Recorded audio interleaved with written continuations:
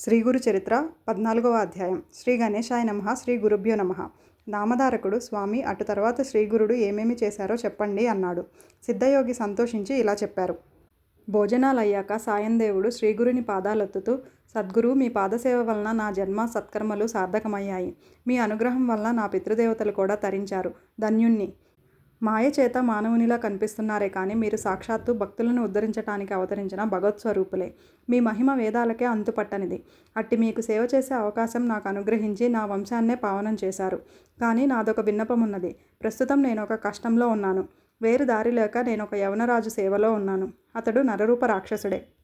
అతడు ప్రతి సంవత్సరము ఒక బ్రాహ్మణుని చంపుతాడు. నన్ను బలివ్వాలని తలచి ఇంతకు ముందే నాకు కబురు పంపాడు. నేనిప్పుడు అతని వద్దకు వెళ్ళాలి. తప్పదు. నన్ను మీరే కాపాడాలి అన్నాడు. శ్రీగురుడు అతని తలపై చెయ్యి పెట్టి ఆశీర్వదించి, నాయనా, భయపడకు. ఆ యవనుడు నిన్నేమీ చేయలేడు. భగవంతుడు సర్వానికి యజమాని. నీవు అతడి చేత సత్కరింపబడి సంతోషంగా తిరిగి వస్తావు.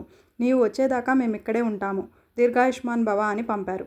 సాయందేవుడు శ్రీగురుని మాటలు విని సంతోషంతో యవనరాజు వద్దకు వెళ్ళాడు. తాను కబురంపగానే రాకుండా ఆలస్యం చేసినందుకు కోపంతో రాజు అతనిని చూస్తూనే లోపలికి వెళ్ళిపోయాడు.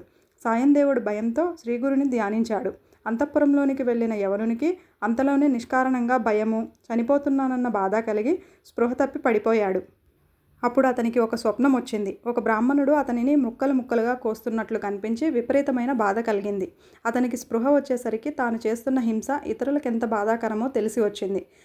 పశ్చాత్తాపంతో అతడు బయటకు వచ్చి సాయందేవుని పాదాలపై పడి, అయ్యా, మిమ్మల్ని నేను పిలిపించలేదే, మీరు ఇంటికి వెళ్ళవచ్చు అని వస్త్రభూషణాదులతో ఘనంగా సత్కరించి పంపాడు. సాయందేవుడు శ్రీగురుని కృపకు పట్టరాని ఆనందంతో త్వరగా తన గ్రామం చేరి శ్రీగురునితో జరిగిందంతా చెప్పాడు. ఆయన సంతోషించి, నాయనా, మేము పుణ్యతీర్థాలు దర్శిస్తూ దక్షిణ దిక్కుగా వెళ్తాము అన్నారు. అతడు నమస్కరించి, స్వామి, నాకు మీరు ప్రసాదించిన ఈ జీవితశేషాన్ని మీ సేవకే అంకితం చేస్తాను, అనుగ్రహించండి. మీ పాద సన్నిధి విడిచి బ్రతకలేను. నన్ను విడిచిపెట్టి వెళ్ళవద్దు. నేను కూడా మీ వెంట వస్తాను అని వేడుకున్నాడు. అప్పుడు శ్రీగురుడు, నాయనా, నాకు ఆత్మసమర్పణం చేసుకున్నావు. నీ అభీష్టం నెరవేరుతుంది. మేము ఒక పని మీద వెళ్తున్నాము. 16 సంవత్సరములకు మళ్ళీ మేము వచ్చి ఈ గ్రామానికి దగ్గరలోనే నివసిస్తాము. నీవప్పుడు సకుటుంబంగా వచ్చి దర్శించుకోవచ్చు. అంతవరకు ఇక్కడే సుఖంగా ఉండు అని ఆశీర్వదించి శిష్యులతో కలిసి పాదచారి అయి అనేక పుణ్యక్షేత్రాలు దర్శిస్తూ వైద్యనాథం చేరారు. అక్కడ ఆయన కొంతకాలం గుప్తంగా నివసించారు. అది విని నామధారకుడు, స్వామి, అప్పుడు శ్రీగురునితో అనేక మంది శిష్యులున్నారు కదా, వాళ్ళెక్కడున్నారు? శ్రీగురుడు అక్కడ గుప్తంగా ఉండి ఏమి చేశారు అని అడిగాడు. శ్రీ దత్తాయ గురవే నమః. శ్రీ శ్రీపాద శ్రీ వల్లభాయ నమః. శ్రీ నృసింహ సరస్వత్యై నమః.